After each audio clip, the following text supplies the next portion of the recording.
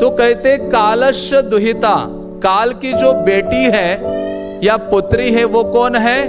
जरा। जरा, जरा मीन्स वृद्धावस्था। तो ये जो काल की जो बेटी है जरा, वो पूरे संसार में भ्रमण करती है। किस लिए? उसको योग्य वर चाहिए। हाँ, वो किसी का भी आलिंगन करने के लिए तैयार है, लेकिन इस संसार में कोई व्यक्ति ऐसा नहीं है जो जरा का आलिंगन करने के लिए तैयार हो। कोई ऐसा है? प्रभुपाद कहते हैं, हाँ, कौन ऐसा व्यक्ति है जो बूढ़ा होना चाहता है? बल्कि हम दिन रात यही सोचते हैं। सबसे पहले उठते ही आईने में देखते हैं, शीशे में जाकर देखते हैं अभी मैं कैसे लग रहा हूं। धीरे धीरे पता चलता है कि वृद्धावस्था आ रही है। हाँ, तो फिर अपने आप को जवान, यंग रखने के लिए पूरा प्रयास करते हैं। कोई भी व्यक्ति बूढ़े व्यक्ति के साथ रहना नहीं चाहता। जैसे व्यक्ति बूढ़ा हो जाता है घर में, तो जो युवक है, बहू है, पुत्र आदि है, उनको टेंशन आने लगता है कि ये बूढ़े की कोई व्यवस्था कर दो अभी जल्दी। क्योंकि बूढ़े व्यक्ति के पास आपने देखा है कि कोई जाकर उनसे बात करता है कि नहीं, आपके अभी बहुत अनुभव मुझे बताइए। बूढ़ा व्यक्ति किसी से शेयर करना चाहता है, लेकिन कोई भी व्यक्ति बूढ़े व्यक्ति के पास बैठना नहीं चाहता। कलियुगा में घर के लोगों को ही वो बोझ बन जाता है और वो सोचते हैं कैसे इसकी छुट्टी करूं। हर एक व्यक्ति इंतजार करता है कि ये बूढ़ा व्यक्ति क्या करेगा, कब शरीर त्याग देगा। और वास्तव में ये कड़वा सच है।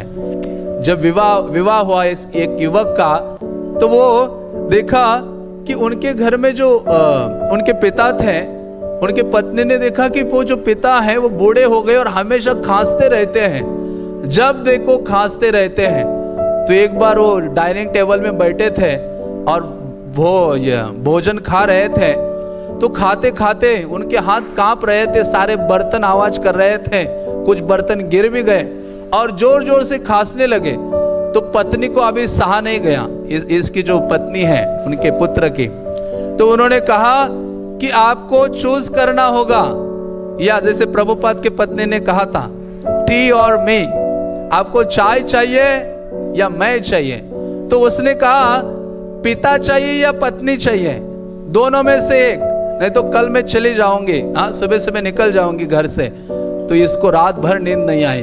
उसने सोचा इस पिता का क्या करना है, अभी ये बूढ़े हो गए हैं, इनको जल्दी से बाहर करना चाहिए, नहीं तो मैं अपने पत्नी से हाथ धो के बैठूंगा।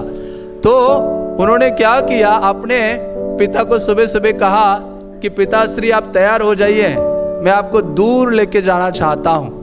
पिता को लगा देखो मेरे पुत्र शायद तीर्थ का भ्रमण करने के लिए मुझे लेके जाना चाहता है, तीर्थ यात्रा सुबह सुबह।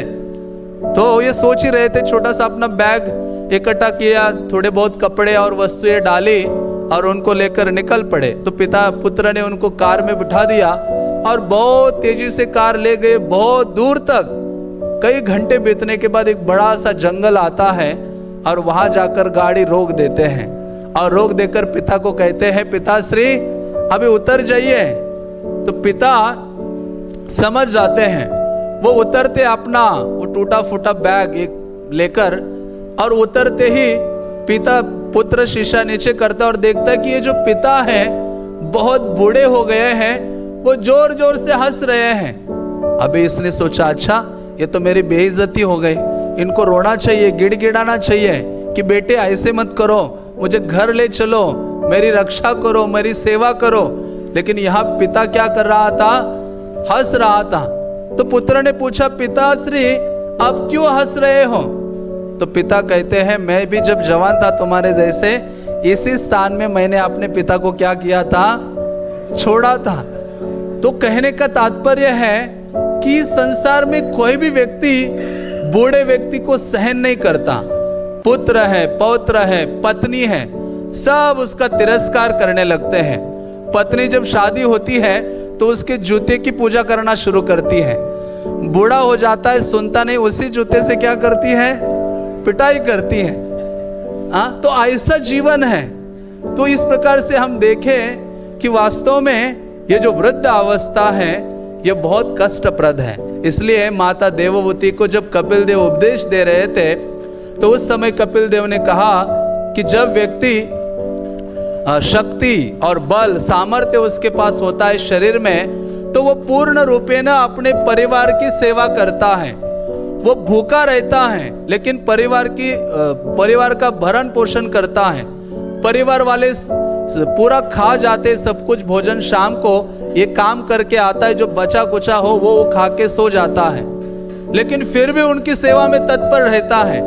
लेकिन जब उसके पास वृद्धावस्था आती है तो उस समय वो क्या करता है, उसका सब लोग घर में तिरस्कार करते हैं और एक कोने में उसको रख देते हैं, और कुछ सलाह भी देने की कोशिश करता है तो सब कहते बूढ़े बीच बीच में बड़बड़ाओ मत, हाँ बहुत बोलता है, अभी शांत हो जाइए, आपको समझ में ही क्या आता है।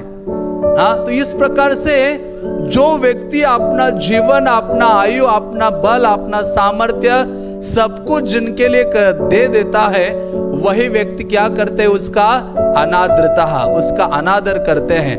और भागवतम में कपिल देव कहते हैं वही लोग उसको एक कोने में कुत्ते के समान रख देते हैं, और जैसे कुत्ते को दूर से हम चपाती का टुकड़ा फेंकते हैं उसी प्रकार से डालते हैं, या नौकर को बोलेंगे जा उसको खिला के आ जा, या फिर और उसकी वही प्लेट रहती है। जैसे कुत्ते की एक अलग प्लेट रखता है व्यक्ति, वैसे व्यक्ति की एक अलग ही प्लेट रखते कि ये तुम्हारी है और उसी कोने में पड़े रहो।